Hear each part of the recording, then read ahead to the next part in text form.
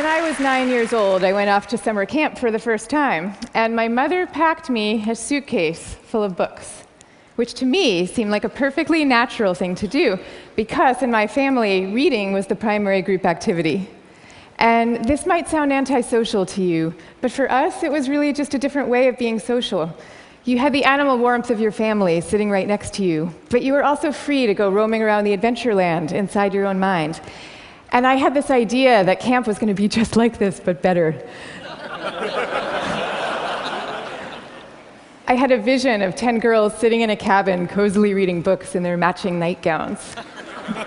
Camp was more like a keg party without any alcohol. And on the very first day, our counselor gathered us all together, and she taught us a cheer that she said we would be doing every day for the rest of the summer to instill camp spirit. And it went like this.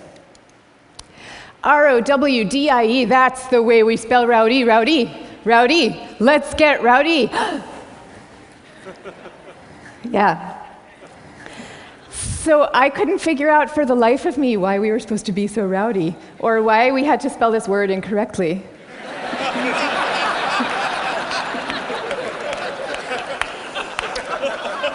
But I recited the cheer. I recited the cheer along with everybody else. I did my best.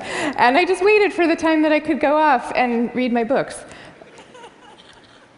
But the first time that I took my book out of my suitcase, the coolest girl in the bunk came up to me and she asked me, "Why are you being so mellow?" Mellow, of course, being the exact opposite of R-O-W-D-I-E. And then the second time I tried it, the counselor came up to me with a concerned expression on her face, and she repeated the point about camp spirit and said we should all really work very hard to be outgoing. And so I put my books away, back in their suitcase, and I put them under my bed, and there they stayed for the rest of the summer. And I felt kind of guilty about this. I felt as if the books needed me somehow, and they were calling out to me, and I was forsaking them. But I did forsake them, and I didn't open that suitcase again until I was back home with my family at the end of the summer. Now, I tell you this story about summer camp. I could have told you 50 others just like it. All the times that I got the message that somehow my quiet and introverted style of being was not necessarily the right way to go, and that I should be trying to pass as more of an extrovert. And I always sensed deep down that this was wrong, and that introverts were pretty excellent just as they were. But for years, I denied this intuition. And so I became a Wall Street lawyer, of all things, instead of the writer that I had always longed to be, partly because I needed to prove to myself that I could be bold and assertive too. And I was always going off to crowded bars when I really would have preferred to just have a nice dinner with friends. And I made these self-negating choices so reflexively that I wasn't even aware that I was making them. Now, this is what many introverts do, and it's our loss for sure, but it is also our colleagues' loss and our community's loss, and at the risk of sounding grandiose, it is the world's loss, because when it comes to creativity and to leadership, we need introverts doing what they do best. A third to a half of the population are introverts. A third to a half. So that's 1 out of every 2 or 3 people you know. So even if you're an extrovert yourself, I'm talking about your coworkers and your spouses and your children and the person sitting right next to you right now. All of them subject to this bias that is pretty deep and real in our society. We all internalize it from a very early age without even having a language for what we're doing. Now, to see the bias clearly, you need to understand what introversion is. And it's different from being shy. Shyness is about fear of social judgment. Introversion is more about how do you respond to stimulation, including social stimulation. So extroverts really crave large amounts of stimulation, whereas introverts feel at their most alive and they're most switched on and they're most capable when they're in quieter, more low-key environments.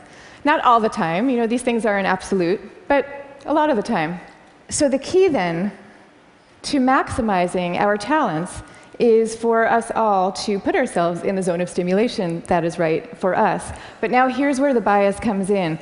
Our most important institutions, our schools and our workplaces, they are designed mostly for extroverts, and for extroverts' need for lots of stimulation. And also, we are living through this belief system. We have a belief system right now that I call the new groupthink, which holds that all creativity and all productivity comes from a very oddly gregarious place. So if you picture the typical classroom nowadays, When I was going to school, we sat in rows. We sat in rows of desks like this, and we did most of our work pretty autonomously. But nowadays, your typical classroom has pods of desks of 4 or 5 or 6 or 7 kids all facing each other. And kids are working in countless group assignments, even in subjects like math and creative writing, which you would think would depend on solo flights of thought. Kids are now expected to act as committee members. And for the kids who prefer to go off by themselves or just to work alone, those kids are seen as outliers often, or worse, as problem cases. And the vast majority of teachers reports believing that the ideal student is an extrovert as opposed to an introvert, even though introverts actually get better grades and are more knowledgeable, according to research. Okay, same thing is true in our workplaces.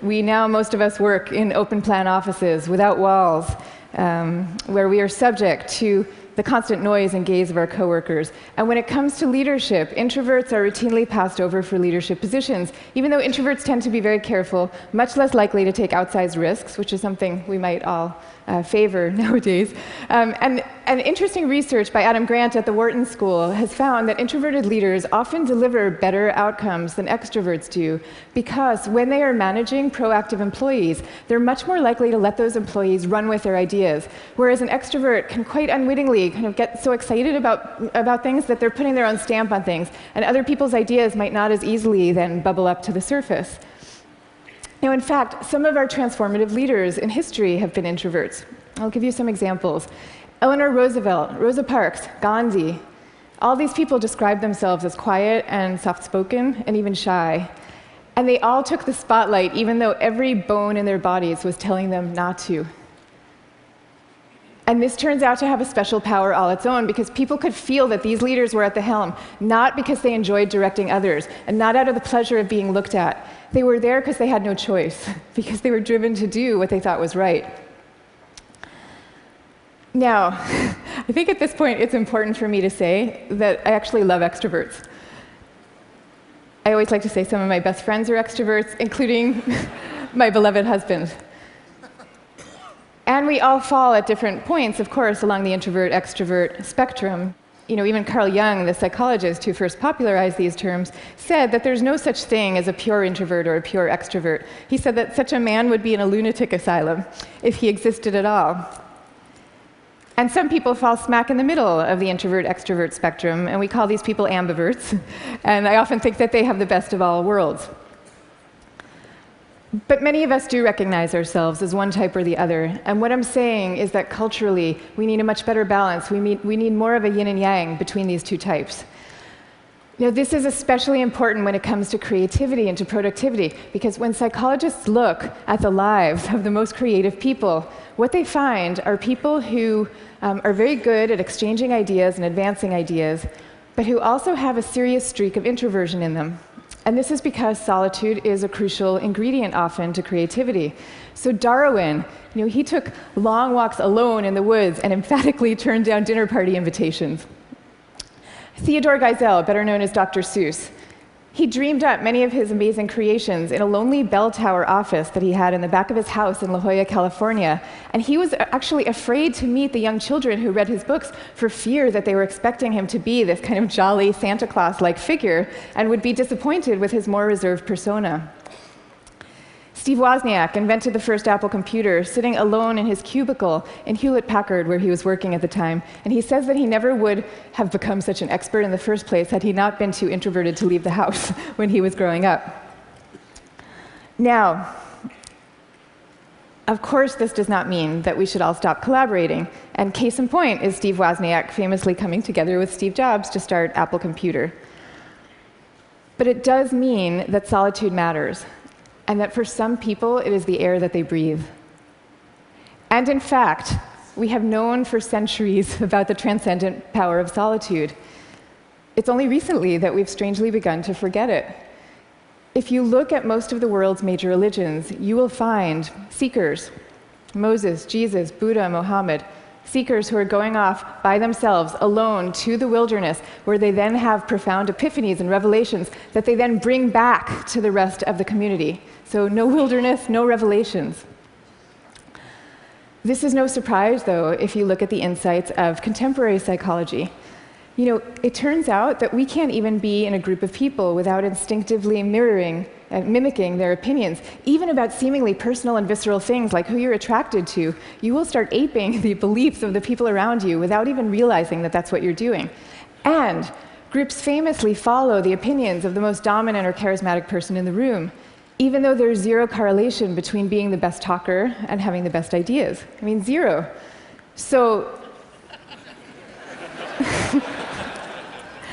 you might be following the person with the best ideas, but you might not. And do you really want to leave it up to chance? Much better for everybody to go off by themselves, generate their own ideas, freed from the distortions of group dynamics, and then come together as a team to talk them through in a well-managed environment and take it from there.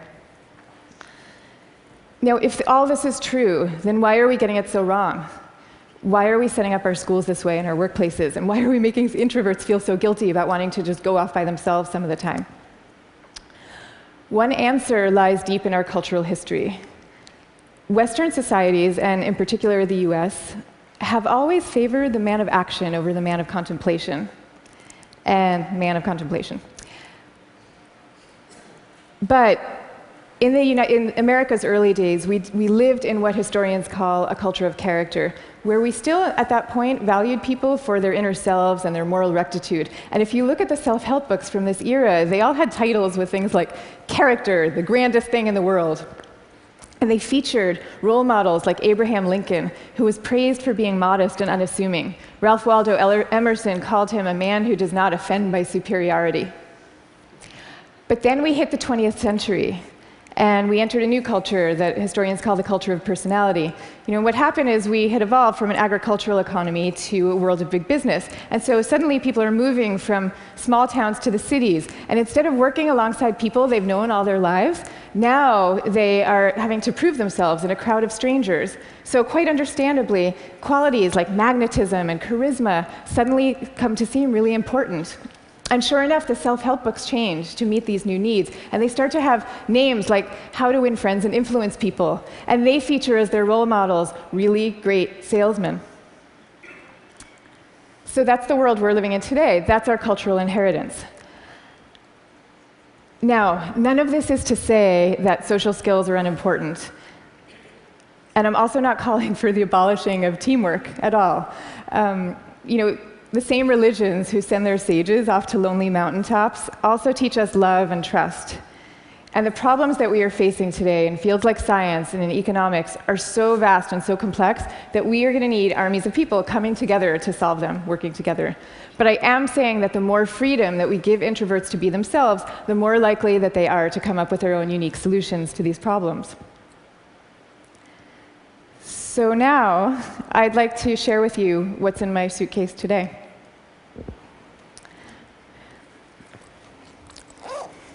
Guess what? Books. I have a suitcase full of books. Here's Margaret Atwood, Cat's Eye. Here's a novel by Milan Kundera.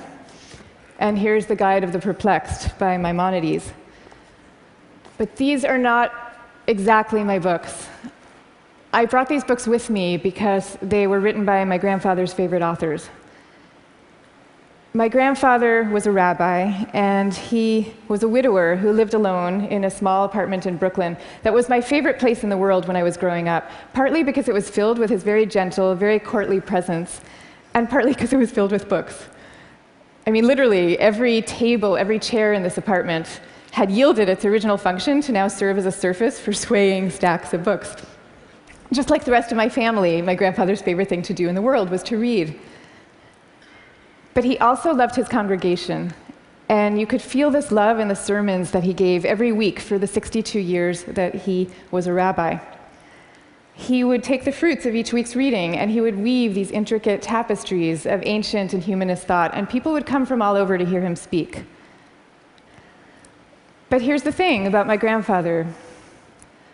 Underneath this ceremonial role, he was really modest and really introverted, so much so that when he delivered these sermons, he had trouble making eye contact with the very same congregation that he had been speaking to for 62 years. And even away from the podium, when you called him to say hello, He would often end the conversation prematurely for fear that he was taking up too much of your time. But when he died at the age of 94, the police had to close down the streets of his neighborhood to accommodate the crowd of people who came out to mourn him. And so these days, I try to learn from my grandfather's example in my own way. So I just published a book about introversion, and it took me about 7 years to write. And for me, that 7 years was like total bliss, because I was reading, I was writing, I was thinking, I was researching. It was my version of my grandfather's hours a day alone in his library. But now, all of a sudden, my job is very different. And my job is to be out here talking about it, talking about introversion.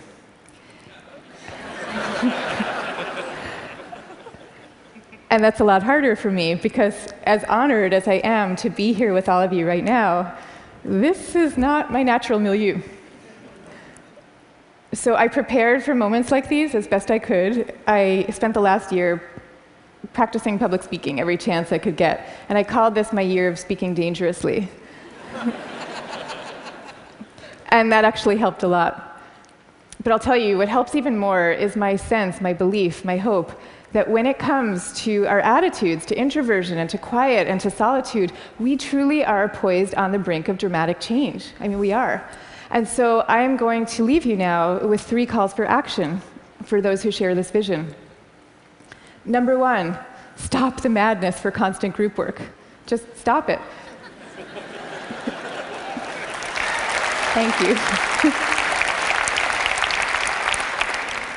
And I want to be clear about what I'm saying, because I deeply believe our offices should be encouraging casual, chatty, cafe-style types of interactions, the kind where people come together and serendipitously have an exchange of ideas. That is great. That's great for introverts, and it's great for extroverts. But we need much more privacy, much more freedom, much more autonomy at work. School, same thing. We need to be teaching kids to work together, for sure. But we also need to be teaching them how to work on their own. This is especially important for extroverted children, too. They need to work on their own, because that is where deep thought comes from, in part. Okay, number 2, go to the wilderness. Be like Buddha. Have your own revelations. I'm not saying that we all have to now go off and build our own cabins in the woods and never talk to each other again. But I am saying that we could all stand to unplug and get inside our own heads a little more often. Number 3, take a good look at what's inside your own suitcase and why you put it there. So extroverts, maybe your suitcases are also full of books, or maybe they're full of champagne glasses or skydiving equipment. Whatever it is, I hope you take these things out every chance you get and grace us with your energy and your joy.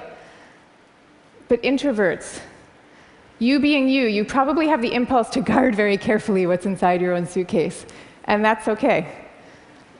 But occasionally, just occasionally, I hope you will open up your suitcases for other people to see, because the world needs you and it needs the things you carry.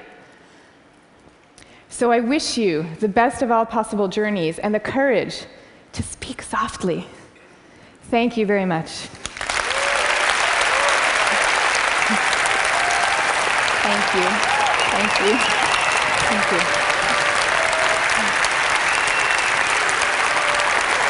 Thank you.